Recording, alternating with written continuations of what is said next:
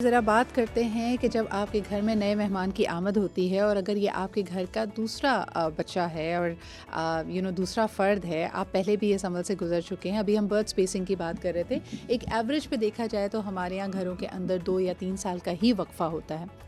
उस 2 या 3 साल के बच्चे को, जिसको आपने लाख प्रिपेयर करने की कोशिश की हो कि बेटा आपका एक नन्हा भाई या बहन आने वाला है, उसके लिए एक कल्चरल शॉक होता है। उसकी पूरी दुनिया ऊपर नीचे हो जाती है। अब उसके अलावा भी कोई है जिसका वालिदैन को, माँ बाप को ख़्याल रखना है। अब उसकी वालदा उसको अनडिवाइडेड अटेंशन नहीं देती, बल्कि अब उनका वक्त और उनकी तवज्जो भी बढ़ गई है। इस सब से यकीनन वो परेशान होता है और शुरू में हम देखते हैं कि बहन हो या भाई, जो एक्साइटमेंट होती है नए बेबी की तरफ, वो आहिस्ता आहिस्ता या तो कम होने लगती है।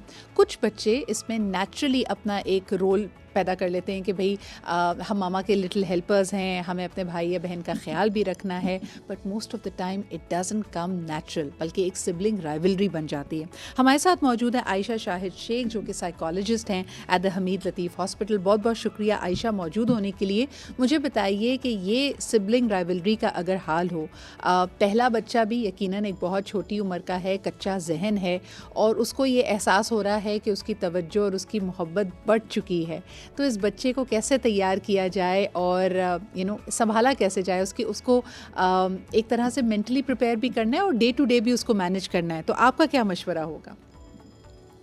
जैसे आपने पहले कहा कि आप जितना मर्जी बच्चे को समझाएं या पहले से तैयार करें वो फिर भी परेशान हो जाता है, तो ये आपने बिल्कुल दुरुस्त कहा है और बच्चा परेशान होता है। लेकिन की यही है कि जब एक नया बच्चा आने वाला होता है तो पहले बड़े सिबलिंग को तैयार किया जाए और उसको प्रिपेयर किया जाए कि एक नया सिबलिंग आ रहा है और आप ऑब्वियसली उसके अब बड़े बहन या भाई होंगे। दूसरी ये चीज है कि आपने कहा है कि जैसे मदर जो है वो अनडिवाइडेड अटेंशन नहीं दे पाती, लेकिन इस केस के अंदर कभी कभी मदर को बड़े। तीसरी चीज जो बड़ी ठीक है जी। इंपॉर्टेंट है, जी। जी, तो वहाँ पे अनडिवाइडेड टेंशन देनी, यानी उस बच्चे को खसूसी तौर पे कुछ टाइम, कुछ लम्हों के लिए बहुत ज्यादा टेंशन देना जरूरी है। अगर आप बच्चे को बिल्कुल। बिल्कुल भी टेंशन नहीं दे पाएंगे, उससे एकदम से ये एक्सपेक्ट करने लग जाएंगे वो बिग बॉय हो गया है, बिग गर्ल हो गया है, तो ऐसा करना जो है वो बच्चे पे बहुत ज्यादा और से बोझ डालने के बराबर होगा, जिसकी वजह से एक सिबलिंग राइवलरी या सही। सिबलिंग जेलसी बढ़ सकती है। और एक और चीज जो आयशा, इम्पोर्टेंट है मुझे वो ये है बताएं कि कि बच्चा सिबलिंग आंख जेलसी बचाकर, हाँ। अगर जो बड़ा बहन या भाई है वो आंख बचाकर छोटे बच्चे को, यानी आपके सामने तो सही रहे, लेकिन जेलसी फैक्टर की वजह से अगर बच्चे को तंग करे या उसको आंख बचाकर मार दे, तो फिर ऐसी सिचुएशन को हैंडल कैसे करें? क्या बड़े बच्चे को सज़ा दें या उसको किस तरह समझाएं? नहीं, अगेन हम देखा ये जो जेलसी का फैक्टर है ये नॉर्मल है। ये जब नया बच्चा जब भी किसी फैमिली में आएगा तो वहाँ पे बड़े बच्चे के लिए जेलसी का फैक्टर फील करना नॉर्मल होता है। यहाँ पे जरूरी ये होता है कि बच्चे को एक तो प्रिपेयर किया जाए, दूसरा ये कि पेरेंट्स उसके ऊपर कड़ी निगाह रखें। अगर आपको नजर आ रहा है कि बच्चा इतना जेलस हो रहा है, इतना गुस्से में जा रहा है कि उससे अगर नुकसान पहुंचा सकता है, तो इवेंचुअली आपने इस पर बहुत कड़ी नजर रखनी है। कोशिश करेंगे बच्चे को बहुत ज्यादा अकेला ना छोड़ें, टॉडलर अपने अपने छोटे बच्चे के साथ भी, न्यू बॉर्न के साथ। तो कुछ चीजें ऐसी हैं जिसमें आपको प्रिवेंटिव मेजर्स लेने पड़ते हैं, यानी कोशिश बिल्कुल करनी सही। पड़ती है कि बच्चे को आप उसके साथ बहुत ज्यादा अकेला ना छोड़ें, ताकि अगर कोई अग्रेसिव बिहेवियर नजर आ रहा है तो वो उसके ऊपर नए। सही। आयशा, नॉर्मली ये एडजस्टमेंट टाइम कितना लंबा होता है? यानी अगर बच्चा इनिशियली जेलसी फ़ील कर भी रहा है या इनिशियली वो बहुत एक्साइटेड होता है और उसके बाद वो सडनली जेलस फ़ील करना पड़ता है, तो ये नॉर्मल टाइमलाइंस इसमें क्या होती हैं? मोस्टली देखा गया है कि कहीं ना कहीं 6 महीने से लेकर 1 साल तक एक बच्चा जो जेलस फील कर सकता है। और अगर पेरेंट्स उसको सही तरीके से केटर नहीं करते, तो क्योंकि मैं साइकोलॉजिस्ट हूँ, हमने ये भी देखा है कि पेरेंट्स अगर उसको सही तरह केटर ना करें, बड़े बच्चे को तवज्जो ना दे पाए, तो वो चीज आगे के चंद सालों में भी चलती रहती है।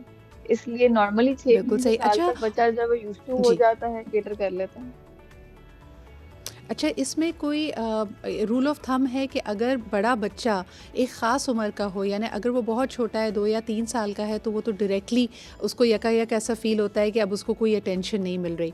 लेकिन अगर बर्थ स्पेसिंग ज़्यादा हो, बड़ा बच्चा 5 या 6 साल का है और उसके बाद उसका बहन या भाई दुनिया में आता है, तो क्या एडजस्टमेंट कदरे आसान होती है? बड़ा अच्छा क्वेश्चन किया आपने।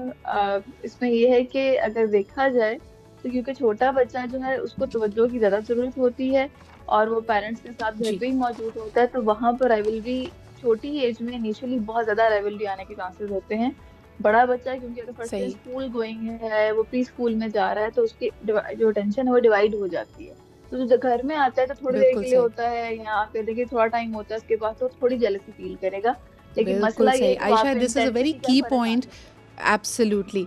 तभी हम ये बर्थ स्पेसिंग का भी इसमें मौजू लेके आ गए। आप जिस तरह के देख सकते हैं कि अगर छोटा बच्चा हो तो वो ज़्यादा फ़ील करेगा, बड़ा बच्चा ऑलरेडी अपनी मज़ीद एक्टिविटीज़ में उसको प्यार ऑलरेडी मिल रहा होता है, प्लस उसकी प्री स्कूल और दूसरी एक्टिविटीज़ होती हैं, तो उसके लिए इस तरह की सिचुएशन को हैंडल करना ज़्यादा बेहतर होता है। बहुत शुक्रिया, आयशा हमारे साथ मौजूद थी। प्लीज़ बी केयरफुल, और जो इन्होंने प्रिवेंटिव वाली बात की वो भी बड़ी अहम है। It goes against our popular belief. हमारे यहाँ कहते हैं ना, सारे बच्चे आगे पीछे हो जाएँ, बर्थ स्पेसिंग कम हो तो आपके लिए आसानी होगी, लेकिन ये एक ऐसा मौजू है जिसके ऊपर हम बात नहीं करते, और यकीनन बच्चों की पूरी पर्सनालिटी इससे शेप होती है।